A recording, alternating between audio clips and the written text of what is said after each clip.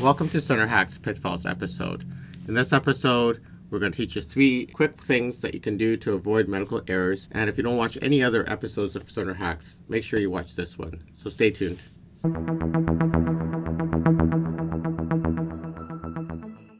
Pitfall number 1, extra dosing of medications. A nurse once called me and said the patient's blood pressure is really low. So I wanted to decrease the ramipril that they were on from 5 milligrams POBID down to 2.5 milligrams POBID. So I went on and placed my orders.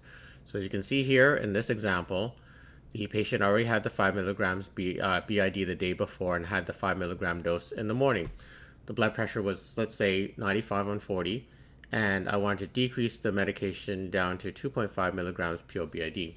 So what I would normally do is reorder the medications from the order profile. So here we are in the quick order screen. We're going to cancel and reorder our ramipril. So we're going to change that from 5 milligrams POBID to 2.5 milligrams POBID. So our mistake here is not checking the start time and date, and we're going to sign the order and we're going to let this go through.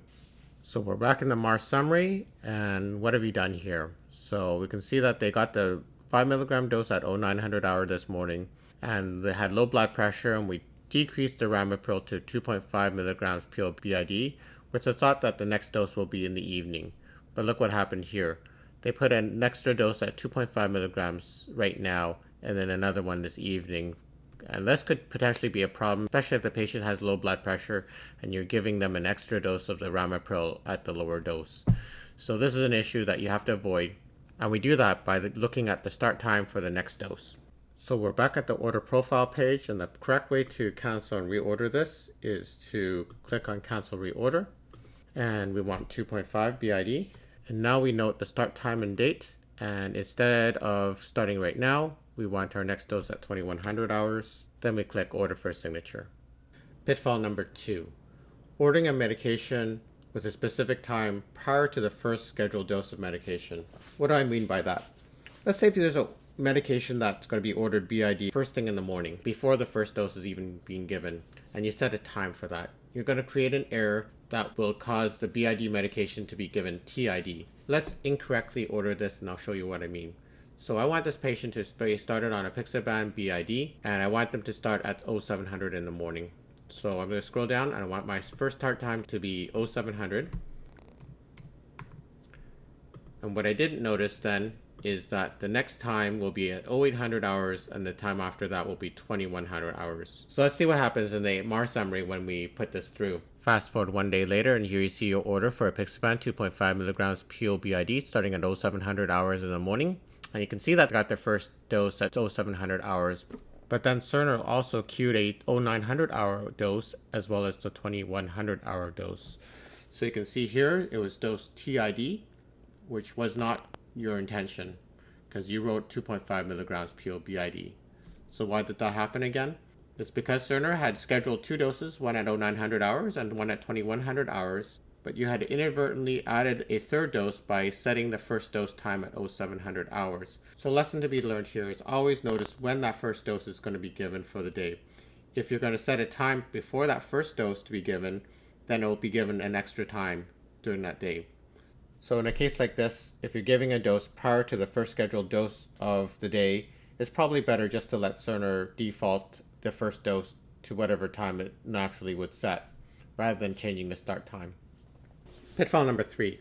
This is particularly important if you're a medical student or if you're a preceptor with medical students. It's important to note that when medical students put in orders, they have 3 choices in communication types when they put an order through, either phone, verbal, or co-signature.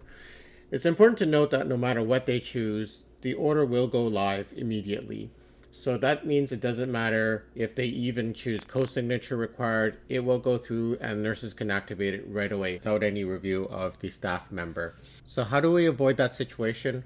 Well, we avoid it by putting orders through a power plan. And there's a specific power plan that we can choose called a provider student proposed power plan.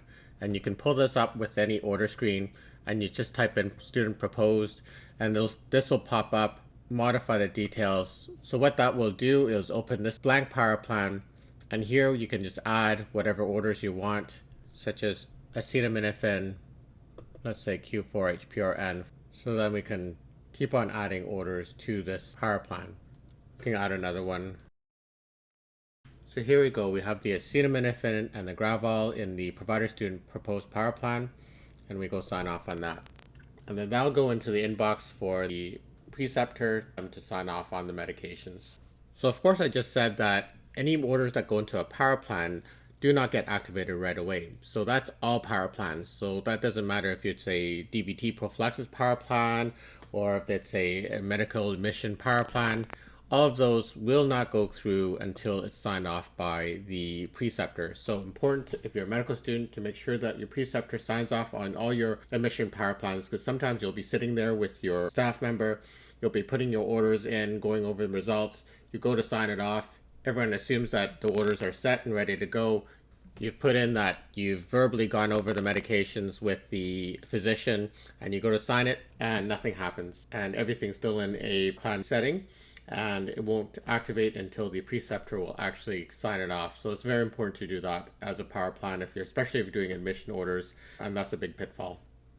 So I hope you guys learned a few things here that can help you avoid errors in Cerner. Thank you for listening.